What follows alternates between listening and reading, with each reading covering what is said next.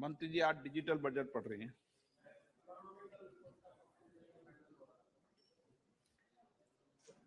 Honorable Speaker,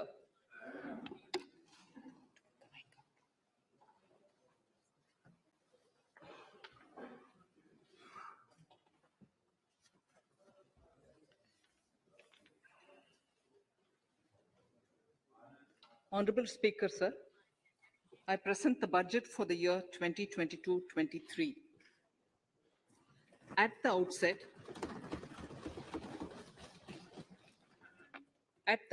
sir, I want to take a moment to express my empathy for those who had to bear adverse health and economic effects of the pandemic.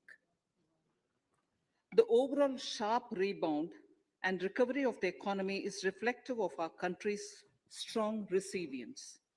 India's economic growth in the current year is estimated to be 9.2%, highest among all large economies. I recognize we are in the midst of an Omicron wave with high incidence but milder symptoms. Further, the speed and coverage of our vaccination campaign has helped greatly. With an accelerated improvement of health infrastructure in the past 2 years, we are in a strong position to withstand challenges. I am confident that with Sabka Prayas, we will continue our journey with strong growth. Honorable Speaker, we are marking Azadi Ka Amrit Mahotsav and have entered into Amrit Kal, the 25-year-long lead up to India at 100. Honorable Prime Minister in his Independence Day address had set out the vision for India at 100. By achieving certain goals during Amrit Kal, our government aims to attain this vision.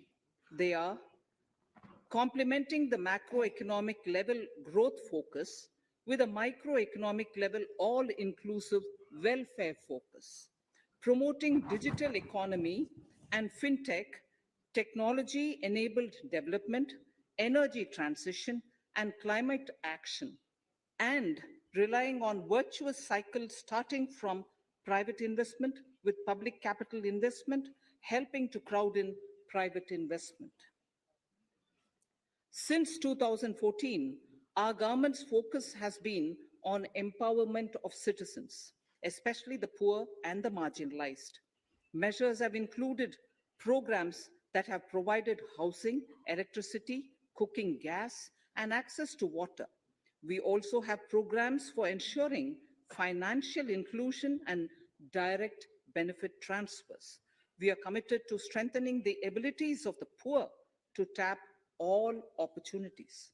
Our government constantly strives to provide the necessary ecosystem for the middle classes, a vast and wide section which is populated across various middle income brackets, to make use of the opportunities they so desire.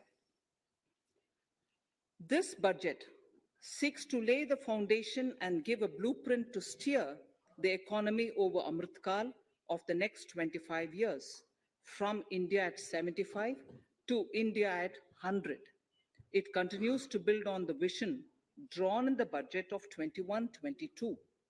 Its fundamental tenets, which included transparency of financial statement and fiscal position, reflect the government's intent, strengths, and challenges. This continues to guide us. The initiatives of the last year's budget have seen significant progress and have been provided with adequate allocations in this budget as well. The strengthening of health infrastructure, speedy implementation of the vaccination program, and the nationwide resilient response to the current wave of the pandemic are evident for all. The productivity-linked incentive in 14 sectors for achieving the vision of Atmanirbhar Bharat has received excellent response, with potential to create 60 lakh new jobs and an additional production of 30 lakh crore during next 5 years. Towards implementation of the new public sector enterprise policy, the strategic transfer of ownership of Air India has been completed. the strategic partner. The strategic partner for Neelanchal Ispat Nigam Limited has been selected. The public issue of the LIC is expected shortly. Others too are in the process for 2022-23.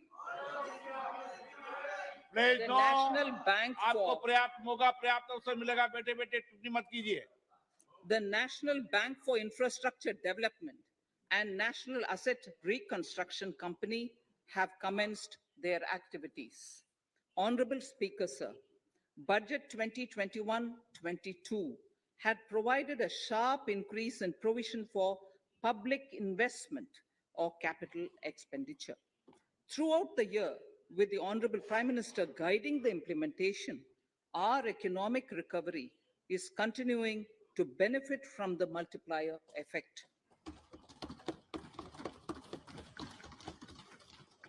This budget continues to provide impetus for growth.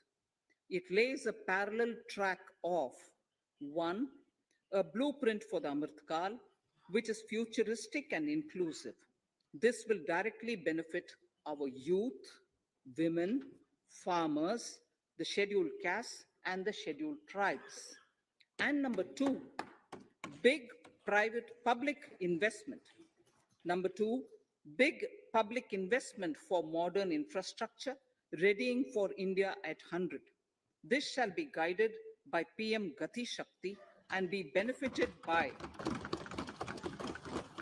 the synergy of multimodal approach.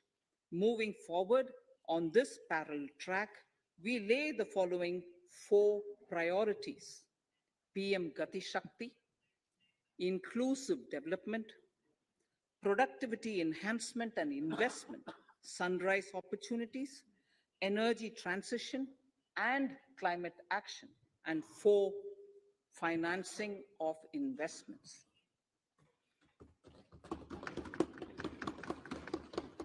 PM Gati Shakti.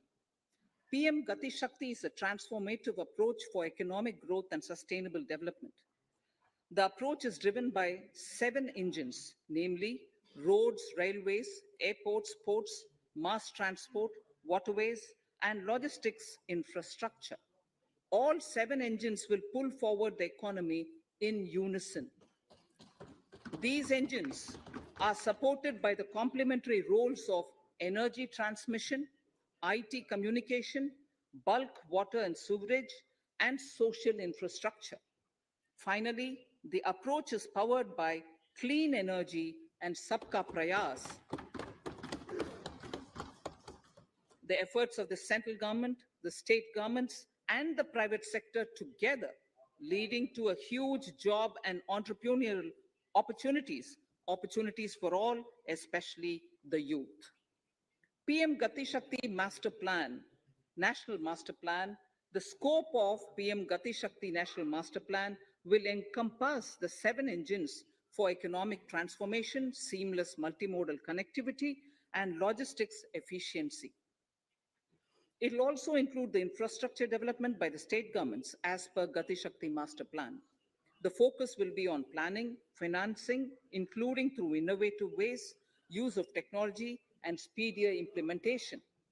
The projects pertaining to these 7 engines in the national infrastructure pipeline will be aligned with PM Gati Shakti framework. The touchstone of the master plan will be world-class modern infrastructure and logistics synergy among different modes of movement, both of people and goods, and location of projects. This will help raise the productivity and accelerate economic growth and development. Road transport. PM Gati Shakti Master Plan for expressways will be formulated in 22-23 to facilitate faster movement of people and goods. The national highways network will be expanded by 25,000 kilometers in 2022-23. 20,000 crores of rupees will be mobilized through innovative ways of financing to complement the public resources. The data exchange among all mode operators will be brought on unified logistics interface platform. designed for application programming interface. This will provide for efficient movement of goods through different modes, reducing logistics cost and time, assisting just-in-time inventory management, and in eliminating tedious documentation. Most importantly, this will provide real-time information to all stakeholders and improve international competitiveness. Open source mobility stack for organizing seamless travel of passengers will also be facilitated. Contracts for implementation of multimodal logistic parks at 4 locations through PPP mode will be awarded in 22-23.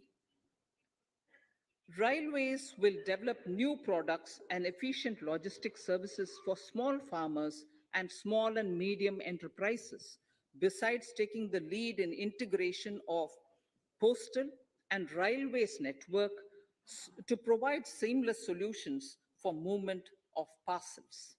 One station, one product concept will be popularized to help local businesses and supply chains. As a part of Atmanirbhar Bharat, 2,000 kilometers of network will be brought under Kavach, the indigenous world-class technology for safety and capacity augmentation in 2022-23. 400 new generation Vande Bharat trains will better energy efficiency and passenger riding experience will be developed and manufactured during the next 3 years. 100 PM Gati Shakti cargo terminals for multimodal logistics facilities will be developed during the next 3 years. Innovative ways of financing and faster implementation will be encouraged for building metro systems of appropriate type at scale. Multimodal connectivity between mass urban transport and railway stations will be facilitated on priority. Design of metro systems, including civil structures, will be reoriented and standardized for Indian conditions and needs.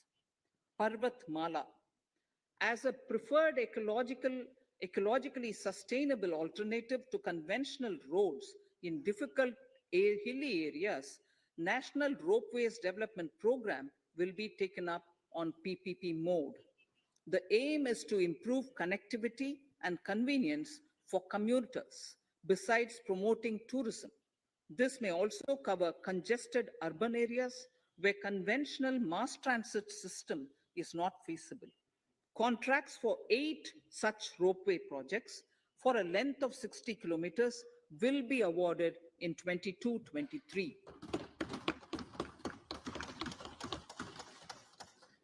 With technical support from the Capacity Building Commission, central ministries, state governments, and their infra agencies will have their skills upgraded. This will ramp up capacity in planning, design, financing, including innovative ways, and implementation management of the PM Gati Shakti infrastructure projects. Inclusive development, our second priority. Agriculture.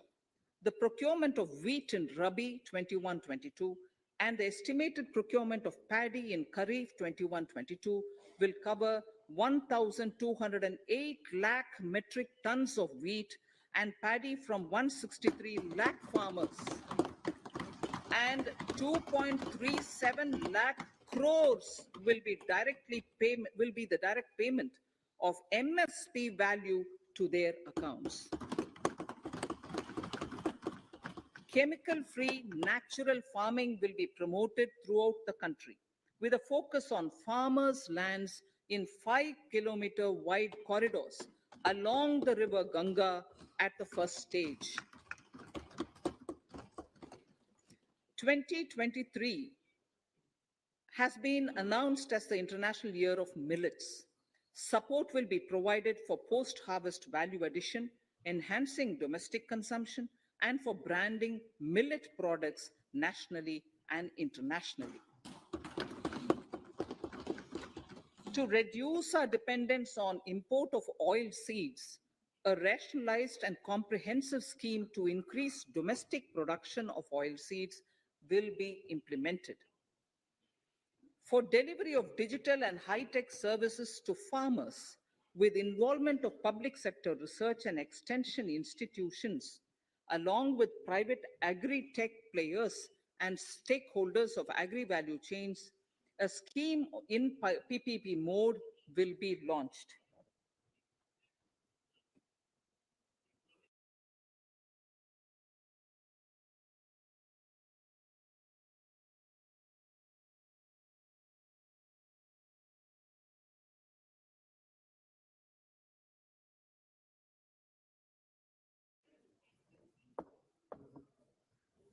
Use of Kisan drones will be promoted for crop assessment, digitization of land records, spraying of insecticides and nutrients. States will be encouraged to revise syllabi of agricultural universities to meet the needs of natural, zero budget, and organic farming, modern day agriculture, value addition, and management. A fund with blended capital raised under the co-investment model will be facilitated through the NABARD. This is to finance startups for agriculture and rural enterprise relevant for farm produce value chain. The activities of these startups will include inter alia, support for FPOs, machinery for farmers on rental basis at farm level, and technology including IT-based support. The implementation of the Kane-Betwa link project at an estimated cost of 44,605 crores will be taken up. This is aimed at providing irrigation benefits to 9.0 lakh hectare of farmers' lands, drinking water supply to 62 lakh people, 103 megawatt of hydro, 27 megawatt of solar power, allocations of 4,300 crores of rupees in the RE 21-22 and 1,400 crores of rupees in 22-23 have been made for this project. Honorable Speaker, sir, draft DPRs for 5 river links, namely Daman Ganga Pinjal, Partapi Narmada, Godavari Krishna, Krishna Pennar, and Pennar Kaveri have been finalized. Once a consensus is reached among the beneficiary states, the center will provide support for their implementation. For farmers to adopt suitable varieties of fruits and vegetables and to use appropriate production and harvesting techniques, our government will provide a comprehensive package with participation of state governments. MSMEs, Udyam, eShram, NCS, and ASEEM portals will be interlinked. Their scope will be widened. They will now perform as portals with live organic databases, providing G2C, B2C, and B2B services. These services will relate to credit facilitation, skilling, and recruitment with an aim to further formalize the economy and enhance entrepreneurial opportunities for all. Emergency Credit Line Guarantee Scheme has provided the much needed additional credit to more than 130 lakh MSMEs. This has helped them mitigate the adverse impact of the pandemic. The hospitality and related services, especially those by micro and small enterprises, are yet to regain their pre-pandemic level of business. Considering these aspects, the ECLGS will be extended up to March 2023, and its guarantee cover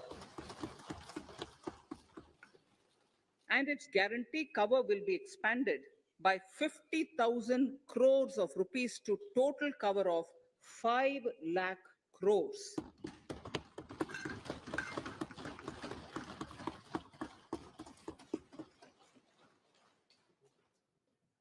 With the additional amount being earmarked exclusively for the hospitality and related sectors. Credit Guarantee Trust for Micro and Small Enterprises, CGT-MSE, scheme will be revamped with required infusion of funds. This will facilitate additional credit of 2 lakh crore for micro and small enterprises and expand employment opportunities.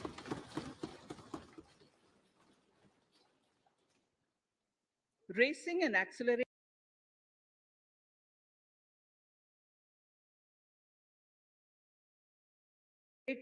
MSME performance ramp program will outlay of 6,000 crore over 5 years will be rolled out.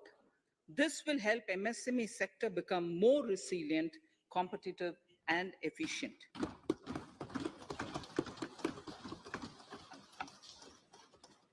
Skilling programs and partnership with the industry will be reoriented to promote continuous skilling avenues, sustainability, and employability. The National Skill Qualification Framework will be aligned with dynamic industry needs. Digital ecosystem for skilling and livelihood, the Desh Stack e-portal, will be launched. This aims to empower citizens to skill, reskill, or upskill through online training. It will also provide API-based trusted skill credentials, payment and discovery layers to find relevant jobs and entrepreneurial opportunities. Startups will be promoted to facilitate Drone Shakti through varied applications and for drone as a service. In select ITIs in all states, the required courses for skilling will be started. Due to the pandemic-induced closure of schools, our children, particularly in the rural areas and those from scheduled castes and scheduled tribes and other weaker sections, have lost almost 2 years of formal education. Mostly, these are children in government schools. We recognize the need to impart supplementary teaching and to build a resilient mechanism for education delivery. For this purpose, One Class, One TV channel program of PM E-Vidya will be expanded from 12 to 200 TV channels. This will enable all states to provide supplementary education in regional languages for classes 1 to 12.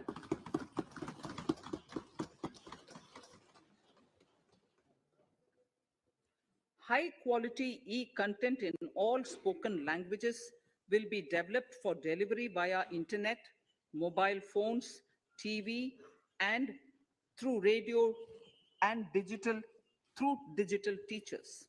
A competitive mechanism for development of quality e-content by the teachers will be set up to empower and equip them with digital tools of teaching and facilitate better learning outcomes. A digital university will be established to provide access to students across the country for world-class quality universal education with personalized learning experience at their doorsteps. This will be made available in different Indian languages and ICT formats. The university will be built on a networked hub and spoke model with edge ICT expertise. The best public universities and institutions in the country will collaborate as a network of hub and spoke. An open platform for the national digital health ecosystem will be rolled out.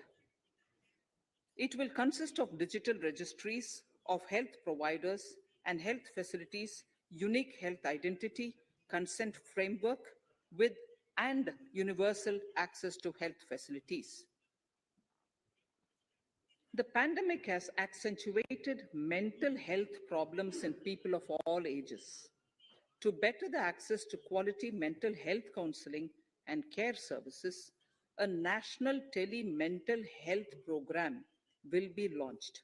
This will include a network of 23 tele-mental health centers of excellence, with NIMHANS being the nodal center and International Institute of Information Technology, Bangalore, IIIT Bangalore, providing technology support. Recognizing the importance of Nari Shakti as the harbinger of our bright future and for women-led development, during the Amritkal, our government has comprehensively revamped the schemes of the Ministry of Women and Child Development. Accordingly, 3 schemes, namely Mission Shakti, Mission Vatsalya, Saksham Anganwadi, and Poshan 2.0 were launched recently to provide integrated benefits to women and children. Saksham Anganwadis are a new generation Anganwadis that have better infrastructure and audio-visual aids, powered by clean energy and providing improved environment for early childhood development. 2 lakh Anganwadis will be upgraded under this scheme. Current coverage of Har Ghar Nal Se Jal is 8.7 crores. Of this, 5.5 crore households were provided tap water in last 2 years itself. Allocation of 60,000 crores of rupees has been made with an aim to cover 3.8 crore households in 2022 and 23. In 22-23, 80 lakh houses will be completed for the identified eligible beneficiaries of the PM Awas Yojana, both rural and urban. 48,000 crores is allotted for this purpose. The central government will work with the state governments for reduction of time required for all land and construction related approvals, for promoting affordable housing for middle class and for the sections in urban areas. We shall also work with the financial sector regulators to expand access to capital along with reduction in cost of intermediaries. A new scheme, Prime Minister's Development Initiative for the Northeast, will be implemented through the Northeastern Council. It will fund infrastructure in the spirit of PM Gati Shakti and social development projects based on felt needs of the Northeast. This will enable livelihood activities for youth and women, filling the gaps in various sectors. It will not be a substitute for existing central or state schemes. While the central ministries may also post their candidate projects, priority will be given to those posted by the states. An initial allocation of 1,500 crores of rupees will be made, and the initial list of projects is given in Annexure 1 of my speech. Our vision to improve the quality of life of citizens in the most backward districts of the country through aspirational districts program has been translated into reality in a very short span of time. 95% of those 112 districts have made significant progress in key sectors such as health, nutrition, financial inclusion, and basic infrastructure. They have surpassed even some of the state average values.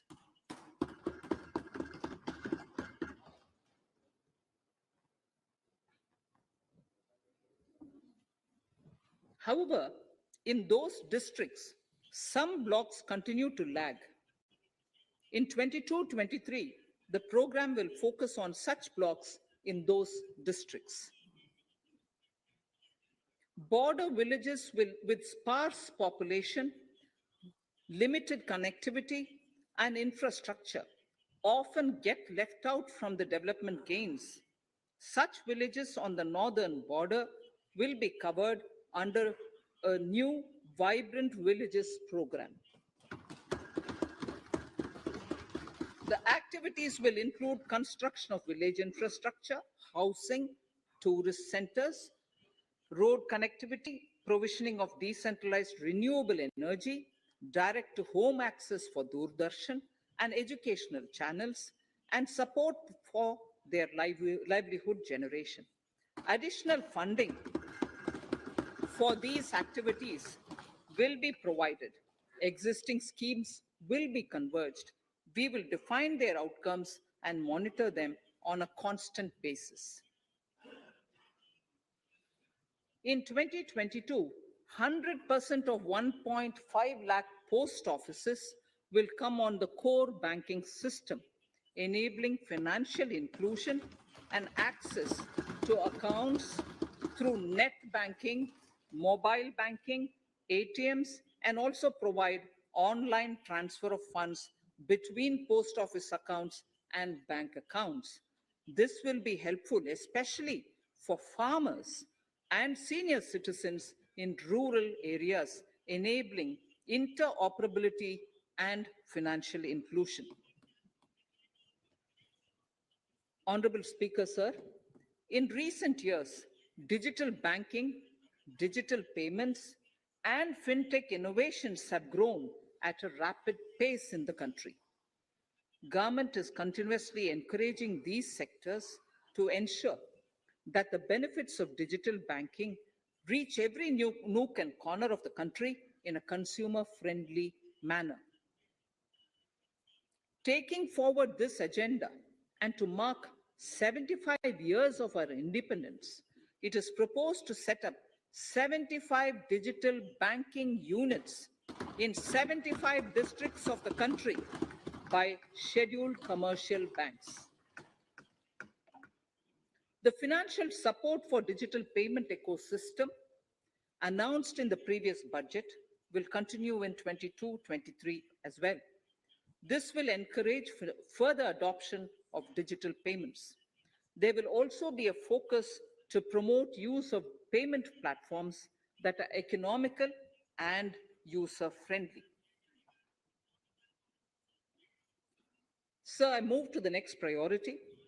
In recent years, over 25,000 compliances were reduced and nearly 1,500 union laws were repealed. This is the result of our government's strong commitment for minimum government and maximum governance. 1,486 union laws were repealed. Our trust in the public and ease of doing business is what is highlighted here, sir. For the Amrit Kal, the next phase of ease of doing business 2.0 and ease of living will be launched.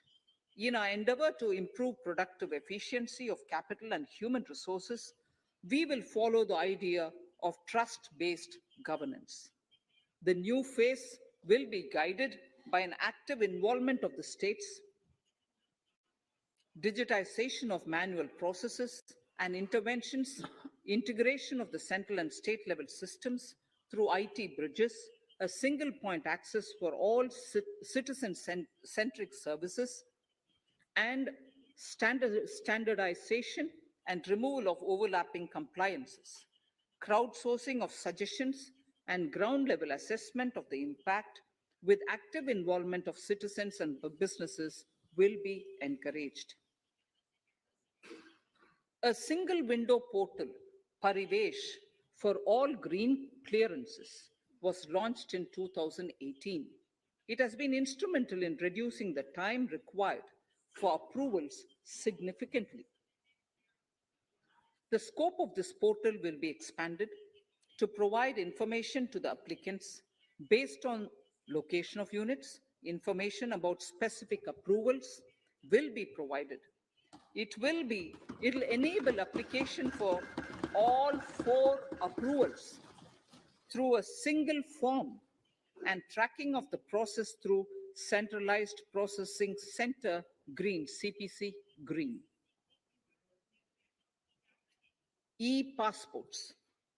The issuance of e-passports using embedded chip and futuristic technology will be rolled out in 22-23 to enhance the convenience for the citizens in their overseas travel. By the time of India at 100, nearly half our population is likely to be living in urban areas. To prepare for this, orderly urban development is of critical importance. This will help realize the country's economic potential, including livelihood opportunities for the demographic dividend. For this, on the one hand, we need to nurture the megacities and their hinterlands to become current centers of economic growth. On the other, we need to facilitate Tier 2 and Tier 3 cities to take on the mantle in the future. This would require us to reimagine our cities into centers of sustainable living with opportunities for all, including women and our youth. For this to happen, urban planning cannot continue with a business as usual approach. We plan to steer a paradigm change. A high-level committee of reputed urban planners, urban economists, and institutions will be formed to make recommendations on urban sector policies, capacity building, planning, implementation, and governance. For urban capacity building, support will be provided to the states. Modernization of building bylaws, town planning schemes, transit-oriented development will be implemented.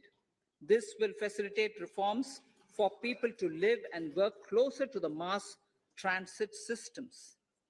The central government's financial support for mass transit projects and Amrit scheme will be leveraged for formulation of action plans and their implementation for facilitating the TOD and TPS by the states.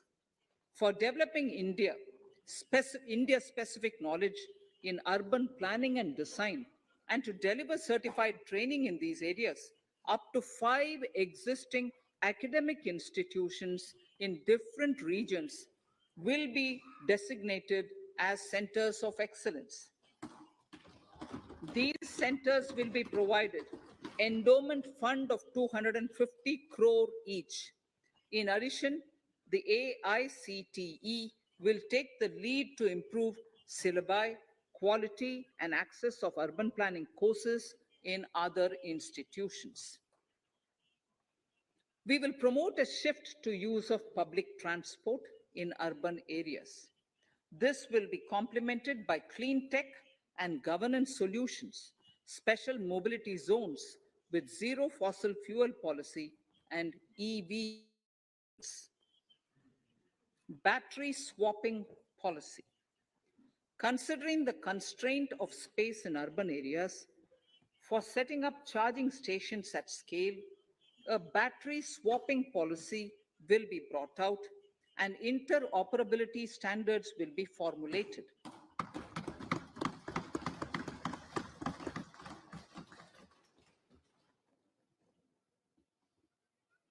The private sector will be encouraged to develop sustainable and innovative business models for battery or energy as a service. This will improve efficiency in the EV ecosystem. Efficient use of land resources is a strong imperative.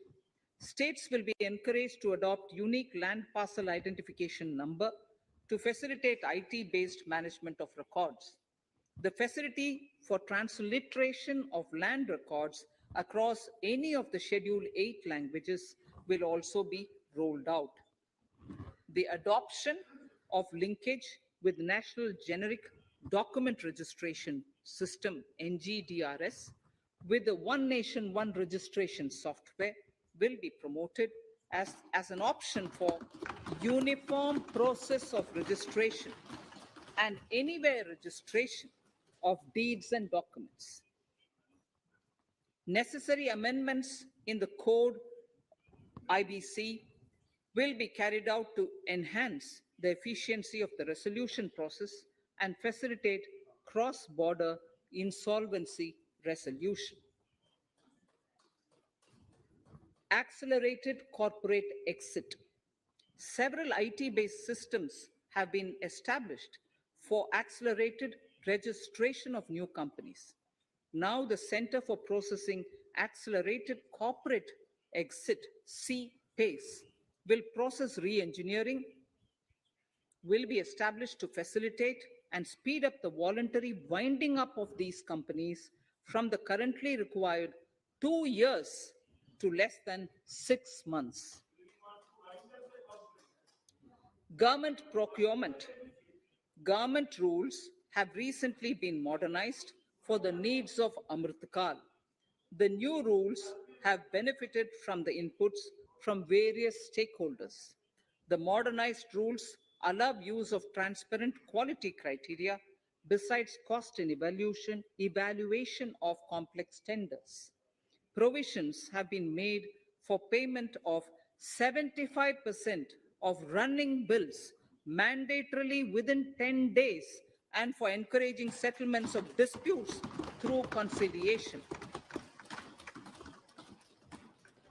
As a further step to enhance transparency and to reduce delays in payments, a completely paperless, end-to-end online e-bill system will be launched for use by all central ministries for their procurements. The system will enable the suppliers and contractors to submit online their digitally signed bills and claims and track their status from anywhere. To reduce indirect cost for suppliers and work contractors, the use of surety bonds as a substitute for bank guarantee will be made acceptable in government procurements. Business such as gold imports may also find this useful. IRDAI, insurance regulator, has given the framework for issue of surety bonds by insurance companies. AVGC Promotion Task Force. The animation, visual effects, gaming, and comic, the AVGC sector, offers immense potential to employ youth.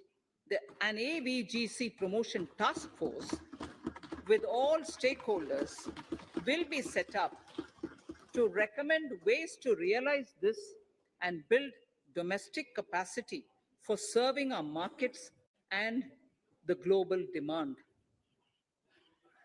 Telecom sector. Telecommunications in general and 5G technology in particular can enable growth and offer job opportunities.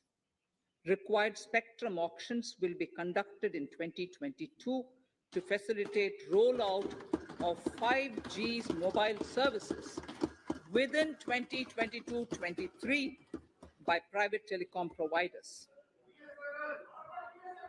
A scheme for design-led manufacturing will be launched to build a strong ecosystem for 5G as part of the production-linked incentive scheme. To enable affordable broadband and mobile service proliferation in rural and remote areas, 5% of annual collections under the Universal Service Obligation Fund will be allocated. This will promote R&D and commercialization of technologies and solutions. Our vision is that all villages and their residents should have the same access to e-services, communication facilities, and digital resources as urban areas and their residents. The contracts for laying optical fiber in all villages, including remote areas, will be awarded under the BharatNet project through PPP in 22 and 23. Completion is expected in 2025. Measures will be taken to enable better and more efficient use of the optical fiber. Export promotion.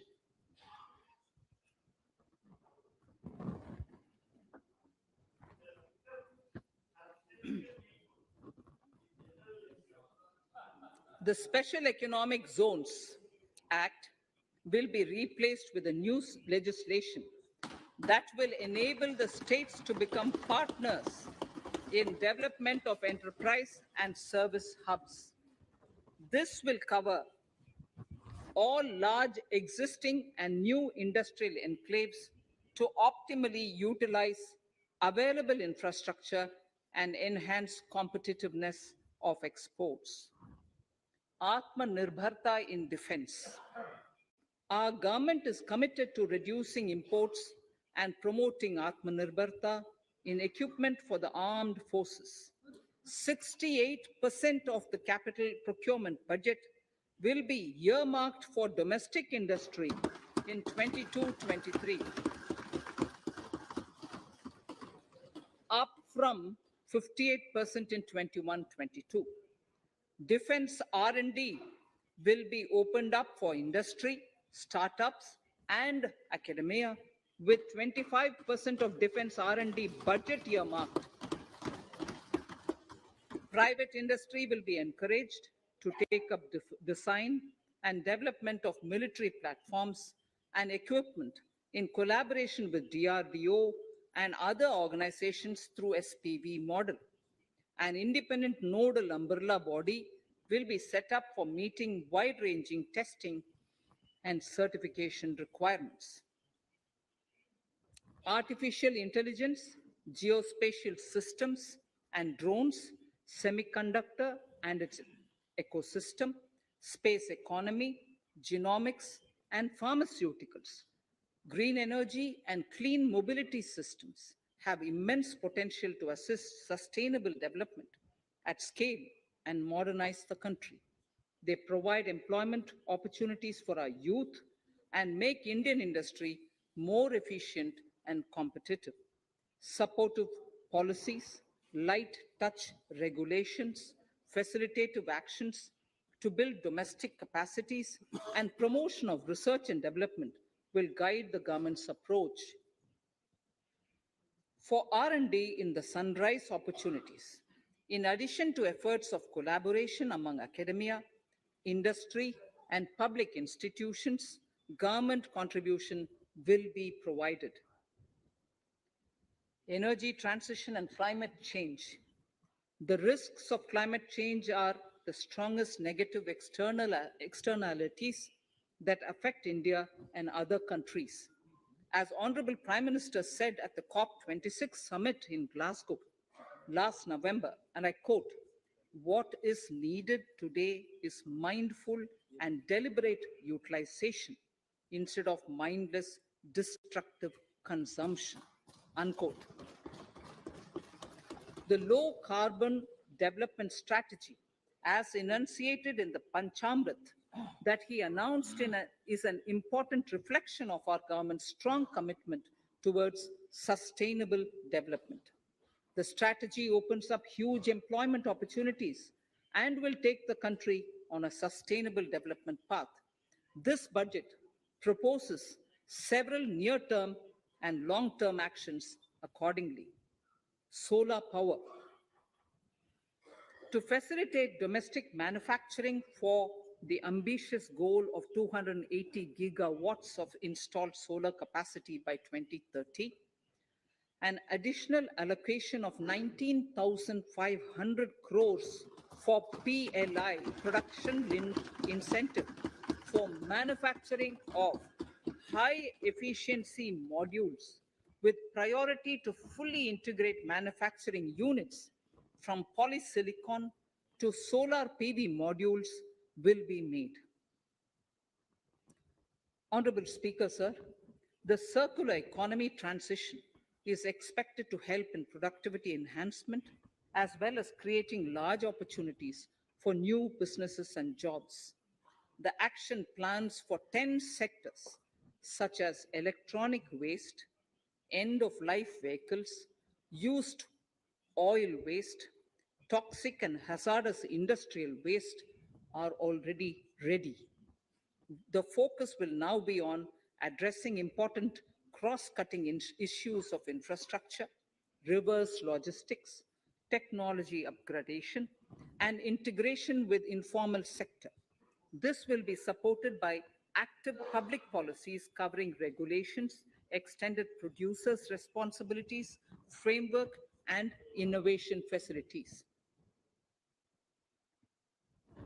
5 to 7% biomass pellets will be co-fired in thermal power plants, resulting in carbon dioxide savings of 38 MMT annually. This will also provide extra income to farmers and job opportunities to locals and help avoid stubble burning in agricultural fields. Saving energy is an important aspect of the energy management. Hence, energy efficiency and savings measures will be promoted. This will be done in large commercial buildings through the energy service company business model. It will facilitate capacity building and awareness for energy audits, performance contracts, and common measurement of and verification protocol. 4 pilot projects for coal gasification and conversion of coal into chemicals required for the industry will be set up to evolve technical and financial viability.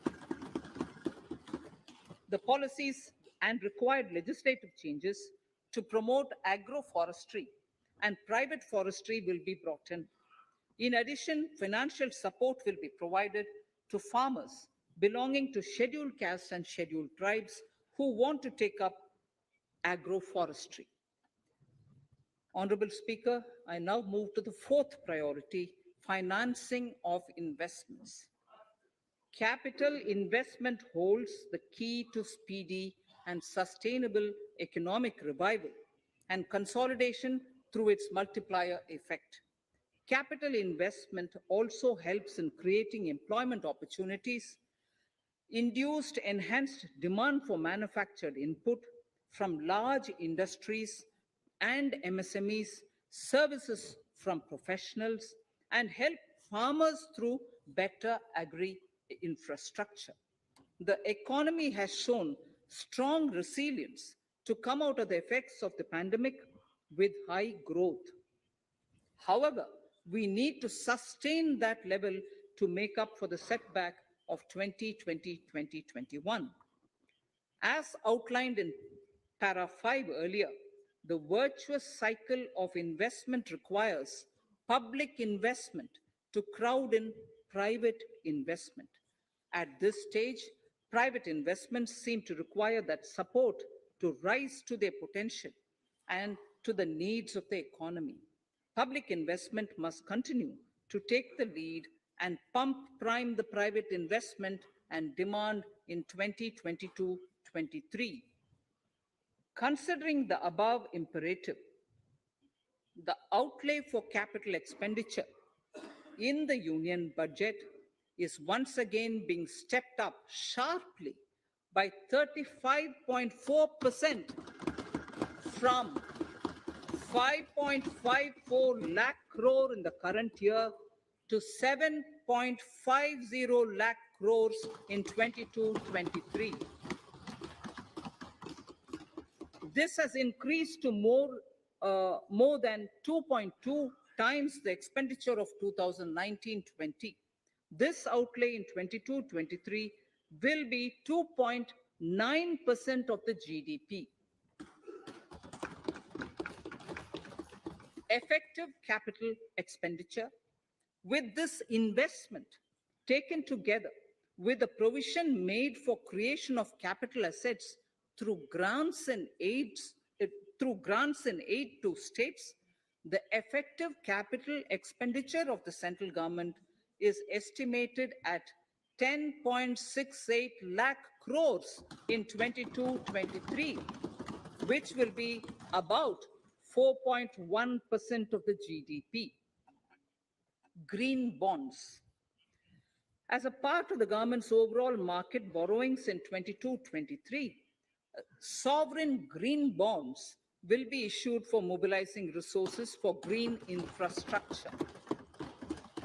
The proceeds will be deployed in public sector projects, which help in reducing the carbon intensity of the economy. Gift IFSC. World-class foreign universities and institutions will be allowed in the gift city to offer courses in the financial management, fintech, science, technology, engineering, and mathematics free from domestic regulations, except those by the IFSCA to facilitate availability of high-end human resources for financial services and technology. An international arbitration center will be set up in the gift city for timely settlement of disputes under international jurisprudence. Services for global capital for sustainable and climate finance in the country will be facilitated in the gift city. Infrastructure status. Data centers and energy storage systems, including dense charging infrastructure and grid-scale battery systems, will be included in the harmonized list of infrastructure. This will facilitate credit availability for digital infrastructure and clean energy storage. Venture capital and private equity invested more than 5.5 lakh crores last year, facilitating one of the largest startup growth system. Scaling up this investment requires a holistic examination of regulatory and other frictions. An expert committee will be set up to examine and suggest appropriate measures. Government-backed funds, NIIF and SIDBI, Fund of Funds, have provided scale capital, creating a multiplier effect. For encouraging important sunrise sectors such as climate action, deep tech, digital economy, pharma, and agri-tech, the government will promote these thematic funds for blended finance, with the government share being limited to 20% and the funds being managed by private fund managers. For financing the infrastructure needs, the stepping up of public investment will need to be complemented by private capital at a significant scale. Measures will be taken to enhance financial viability of projects, including PPP, with technical and knowledge assistance from multilateral agencies. Enhancing financial viability shall also be obtained by adopting global best practices, innovative ways of financing, and balanced risk allocation. Digital rupee.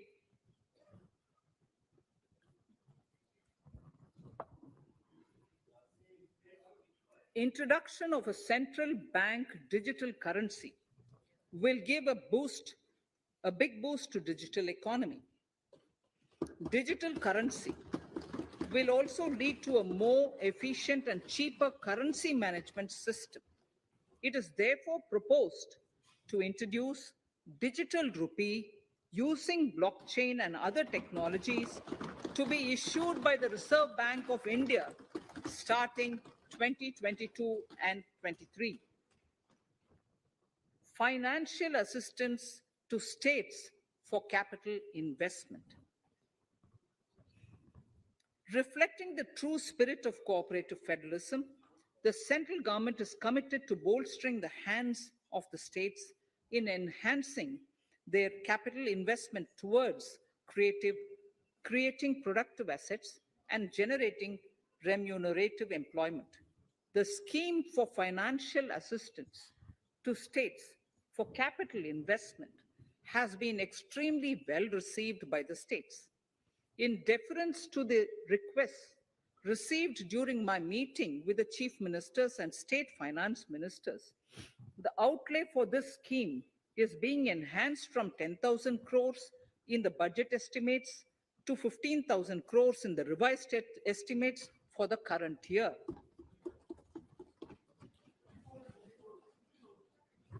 For 22-23,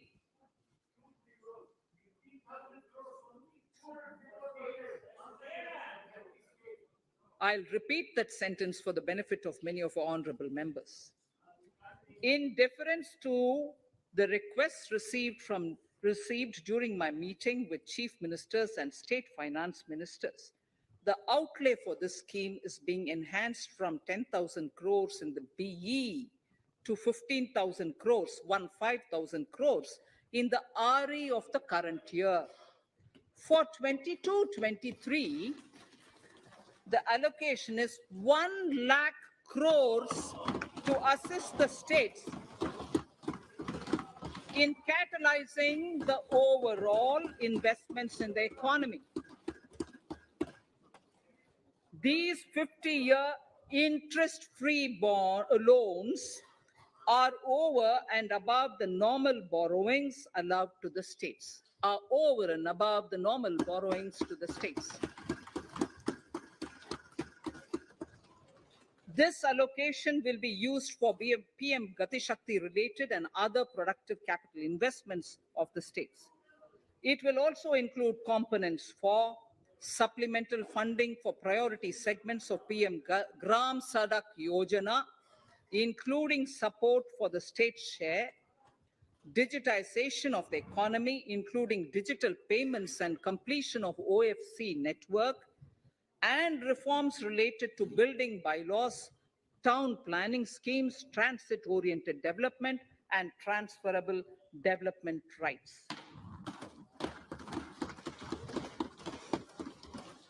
In 22-23, in accordance with the recommendations of the 15th Finance Commission, the states will be allowed a fiscal deficit of 4% of the GSDP, of which 0.5% will be tied to power sector reforms, for which the conditions have already been communicated in 21-22. Fiscal management. As against a total expenditure of 34.83 lakh crores of rupees projected in the BE 21-22, the revised estimate is 37.70 lakh crores. The revised estimate of capital expenditure is 6.3 lakh crores of rupees. This includes an amount of 51,971 crores towards settlement of outstanding guaranteed liabilities of Air India and its other sundry commitments. Coming to the budget estimates, Honorable Speaker, sir, the total expenditure in 22-23 is estimated at 39.45 lakh crores, while the total receipts other than borrowings are estimated at 22.84 lakh crores of rupees.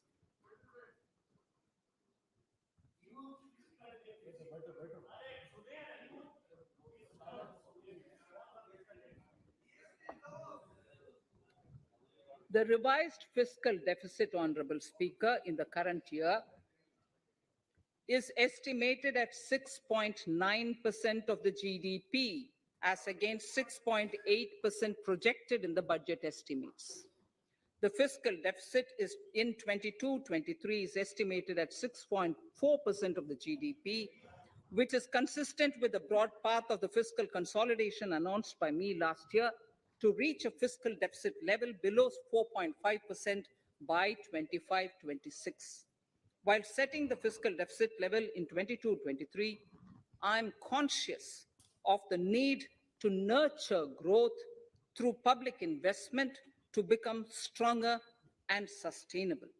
I will now move to part B of my speech.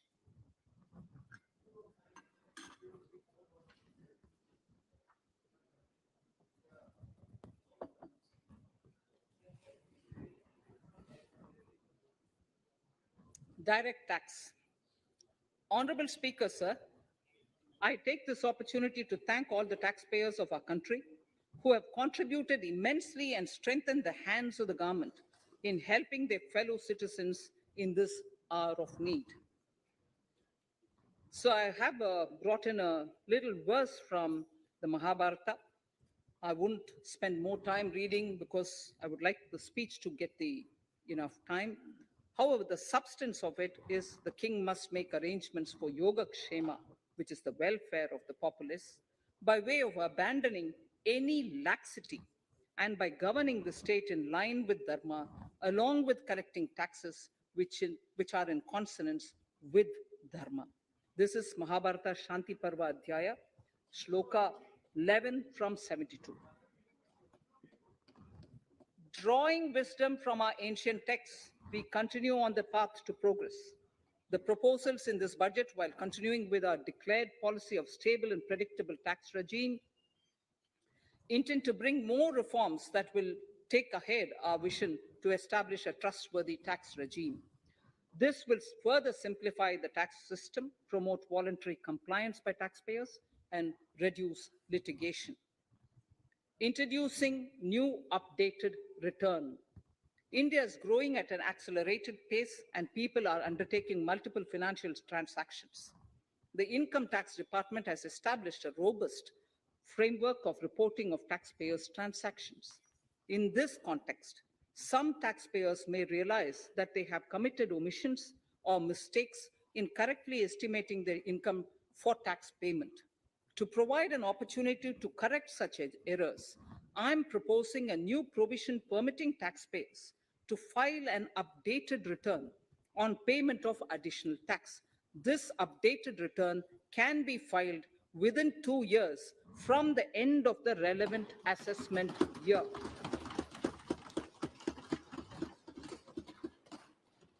Honorable Speaker, sir, presently, if the department finds out that some income has been missed out by an assessee, it goes through a lengthy process of adjudication. Instead, with this proposal now, there will be a trust repost in the taxpayers that will enable the assessee herself to declare the income that she may have missed out earlier while filing her return. Full details of the proposal are given in the finance bill. It is an affirmative step in the direction of voluntary compliance.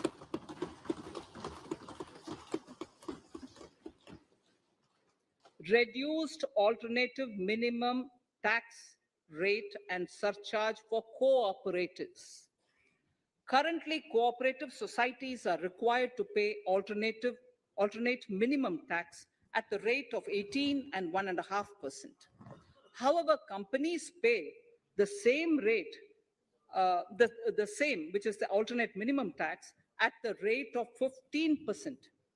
To provide a level playing field between cooperative societies and companies, I propose to reduce this rate for the cooperative societies also to 15%.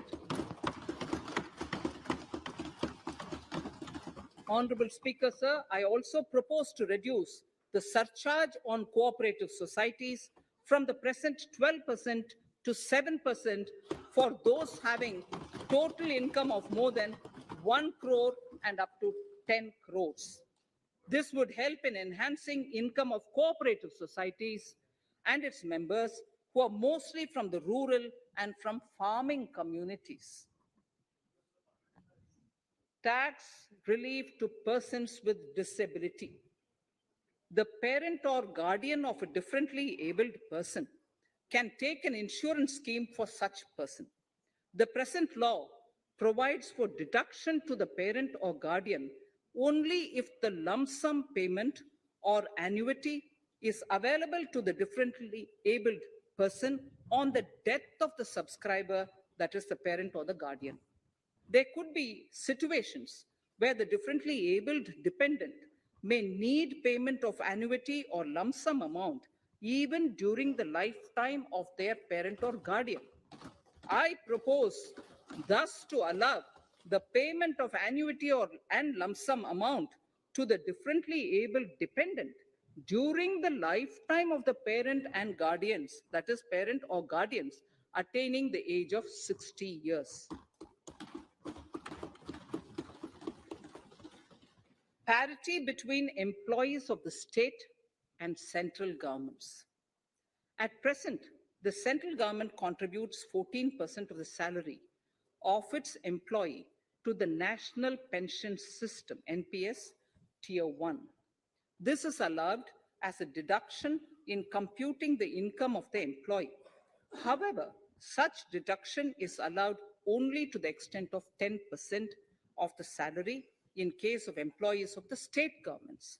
To provide equal treatment to both central and state government employees, I propose to increase the tax deduction limit from 10% to 14% on employers' contribution to the MPS account of state government employees as well. This would help in enhancing the social security benefits of the state government employees and bring them at par with central government employees. Incentives for startups. Startups have emerged as drivers of growth for our economy. Over the past few years, the country has seen a manifold increase in successful startups. Eligible startups established before 31/3/2022 had been provided a tax incentive for 3 consecutive years out of the 10 years from incorporation. In view of the COVID pandemic, I propose to extend the period of incorporation of the eligible startup by 1 more year, that is up to 31/3/2023, for providing such tax incentives.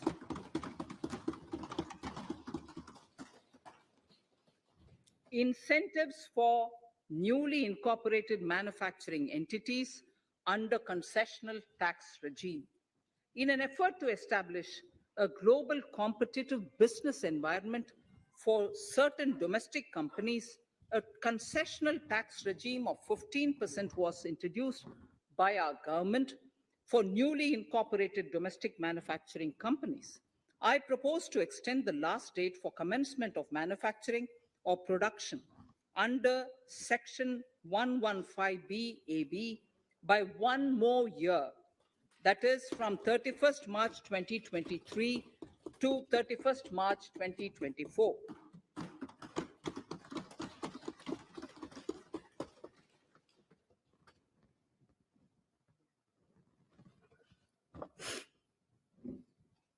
Scheme for taxation of virtual digital assets. There has been a phenomenal increase in transaction in virtual digital assets. The magnitude and frequency of these transactions have made it imperative to provide for a specific tax regime. Accordingly, for the taxation of virtual digital assets, I propose to provide that any income from transfer of any virtual digital asset shall be taxed at the rate of 30%, 30%. No deduction in respect of any expenditure or allowance shall be allowed while computing such income except cost of acquisition.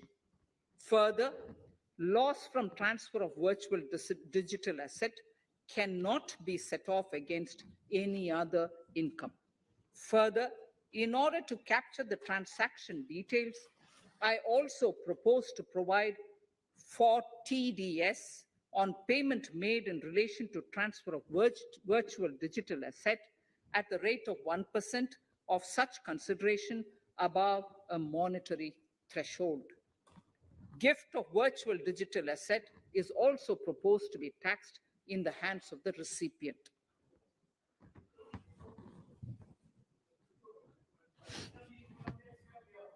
Litigation management to avoid repetitive appeals by the department. It has been observed that a lot of time and resources are consumed in filing of appeals which involve identical issues. Taking forward our policy of sound litigation management, I propose to provide that if a question of law in the case of an assessee is identical to a question of law which is pending before a jurisdictional high court or Supreme Court, in any case, the filing of further appeal in the case of this assessee by the department shall be deferred till such a question of law is decided by the jurisdictional high court or the Supreme Court. This will greatly help in reducing the repeated litigation between taxpayer and the department. Taking forward our efforts to further promote the IFSC, I hereby propose to provide that income of a non-resident from offshore derivative instruments or over-the-counter derivatives issued by an offshore banking unit, income from royalty and interest on account of lease of ship, and income received from portfolio management services in IFSC shall be exempt from tax subject to specified conditions. Rationalization of surcharge. In the globalized business world, there are several work contracts whose terms and conditions mandatorily require formation of a consortium. The members in the consortium are generally companies. In such cases, the income of these AOPs has to suffer a graded surcharge up to 37%, which is a lot more than surcharge on the individual companies. Accordingly, I propose to cap the surcharge of these AOPs at 15%, 15%. Further, the long-term capital gains on listed equity shares, units, etc., are liable to maximum surcharge of 15%, while other long-term capital gains are subjected to a graded surcharge, which goes up to 37%. I propose to cap the surcharge on long-term capital gains arising on transfer of any type of assets at 15%. This step will give a boost to startup community, and along with my proposal on the extended tax benefits to manufacturing companies and startups, reaffirms our commitment to Atmanirbhar Bharat. Clarification in relation to health and education cess as business expenditure. The income tax is not an allowable expenditure for computation of business income. This includes tax as well as surcharges. The health and education cess is imposed as an additional surcharge on the taxpayer for funding specific government welfare programs. However, some courts have allowed health and education cess as business expenditure, which is against the legislative intent. To reiterate the legislative intent, I propose to clarify that any surcharge or cess on income and profits is not allowable as business expenditure. Deterrence against tax evasion. Honorable Speaker, sir, presently there is ambiguity regarding set-off of brought forward loss against undisclosed income detected in search operations. It has been observed that in many cases where undisclosed income or suppression of sales, etc., is detected, payment of tax is avoided by setting off of losses. In order to bring certainty and to increase deterrence among tax evaders, I propose to provide that no set-off of any loss shall be allowed against undisclosed income detected during search and survey operations.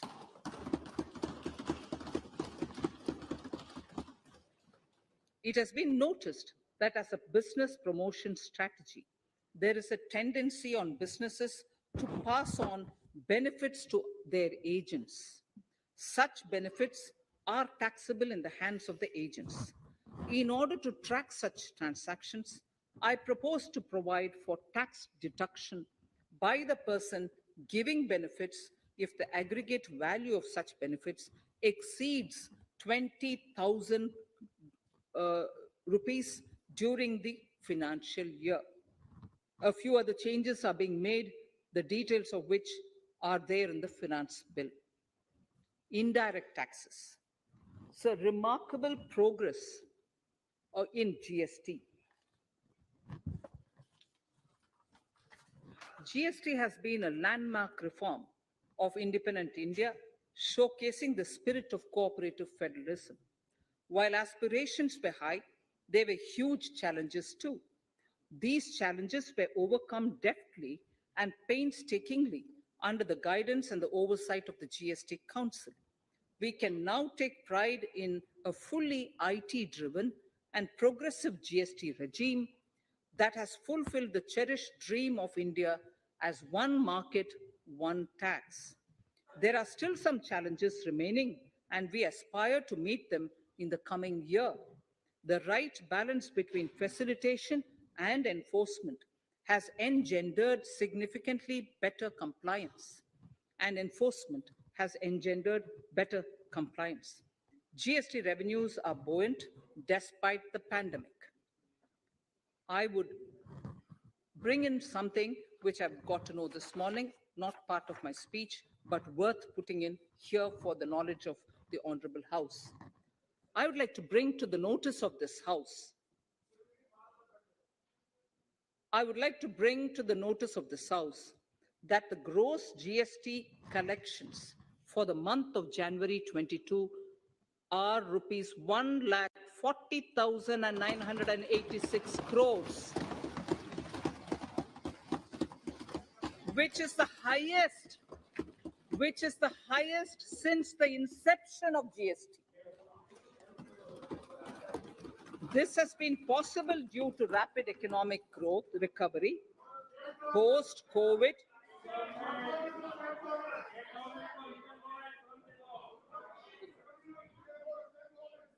This has been possible due to the rapid economic recovery post-COVID, as well as various policy and administration undertaken by central and state tax administrations.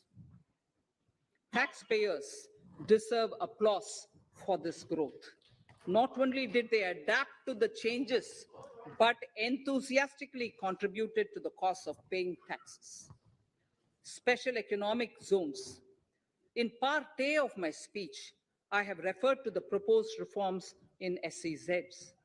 Alongside, we will also undertake reforms in customs administration of SEZs, and it shall henceforth be fully IT-driven and function on the customs national portal with a focus on higher facilitation and with only risk-based checks. This will ease doing business by SEZ units considerably.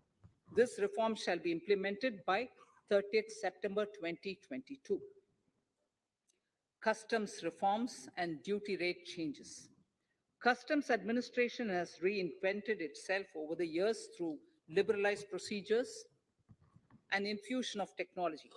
Faceless customs has been fully established. During COVID-19 pandemic, customs formation have done exceptional frontline work against all odds, displaying agility and purpose. Customs reforms have played a very vital role in domestic capacity creation, providing level playing field to our MSMEs, easing the raw material supply side constraints, enhancing ease of doing business, and being an enabler to other policy initiatives such as PLI and phased manufacturing plans. My proposal on customs side are aligned to these objectives. Project imports and capital goods. National Capital Goods Policy 2016 aims at doubling the production of capital goods by 2025. This would create an employment opportunities and result in increased economic activity. However, several duty exemptions, even extending to over 3 decades in some cases, have been granted to capital goods for various sectors like power, fertilizer, textiles, leather footwear, food processing, and fertilizers. These exemptions have hindered the growth of the domestic capital goods sector.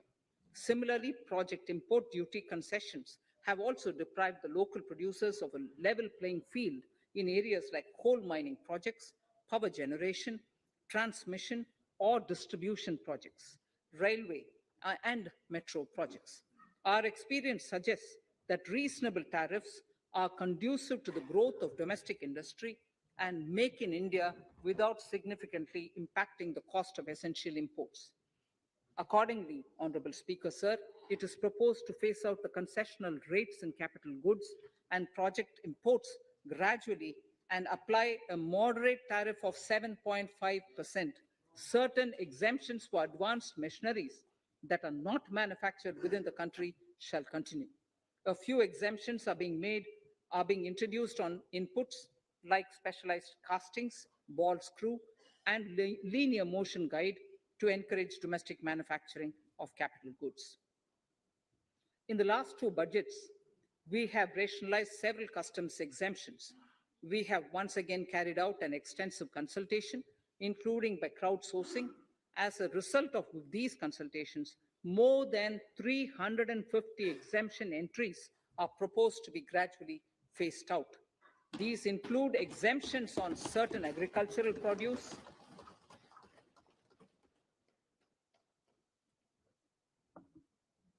chemicals, fabrics, medical devices, and drugs, and medicines for which sufficient domestic capacity exists. Further, as a simplification measure, several concessional rates are being incorporated in the customs tariff schedule itself instead of prescribing them through various notifications. This comprehensive review will simplify the customs rate and tariff structure, particularly for sectors like chemicals, textiles, and metals, and minimize disputes. Removal of exemption on items which are or can be manufactured in India and providing concessional duties on raw material that go into manufacturing of intermediate products will go many a step forward in achieving our objective of Make in India and Atmanirbhar Bharat. I shall now take up specific sector-specific proposals. Electronics. Electronic manufacturing has been growing rapidly. Customs duty rates are being calibrated to provide a graded rate structure to facilitate domestic manufacturing of wearable devices, hearable devices, and electronic smart meters. Duty concessions are being given to parts of transformer of mobile phone chargers and camera lens of mobile camera module and certain other such items. This will enable domestic manufacturing of high growth electronic items. Gems and jewelry. To give a boost to the gems and jewelry sector, customs duty on cut and polished diamonds and gemstones is being reduced to 5%. Simply sawn diamond would attract nil customs duty. To facilitate export of jewelry through e-commerce, a simplified regulatory framework shall be implemented by June this year to disincentivize import of undervalued imitation jewelry. The customs duty on imitation jewelry is being prescribed in a manner that a duty of at least 400 rupees per kg is paid on its import. Chemicals. Customs duty on certain critical chemicals, namely methanol, acetic acid, and heavy feedstocks for petroleum refining are being reduced, while duty is being raised on sodium cyanide, for which adequate capacity in the domestic arena exists. These changes will help in enhancing domestic value addition. MSMEs. Duty on umbrellas is being raised to 20%. Exemption to parts of umbrellas is being withdrawn. Exemption is also being rationalized on implements and tools for agricultural sector which are manufactured in India. Customs duty exemption given to steel scrap last year is being extended for another year to provide relief to MSME secondary steel producers. Certain anti-dumping and CVD on stainless steel and coated steel flat products, bars of alloy steel, and high-speed steel are being revoked in larger public interest considering prevailing high prices of metals. To incentivize exports, exemptions are being provided on items such as embellishment, trimmings, fasteners, buttons, zipper, lining material, specified leather, furniture fittings, and packaging boxes that may be needed by bona fide exporters of handicrafts, textiles, leather garments, leather footwear, and other goods. Honorable Speaker, sir, duty is being reduced on certain inputs required for shrimp aquaculture so as to promote its exports. Tariff measure to encourage blending of fuel. Blending of fuel is a priority for this government. To encourage the efforts for blending of fuel, unblended fuel shall attract an additional differential excise duty of rupees 2 per litre from first day of October 22. A few other changes are being made in duty rates, customs tariff and customs law, the details of which are there in the finance bill. Mr. Speaker, sir, with these words, I commend the budget to this august House. Thank you. Item number 2, Srimati Nirmala Sitharaman ji.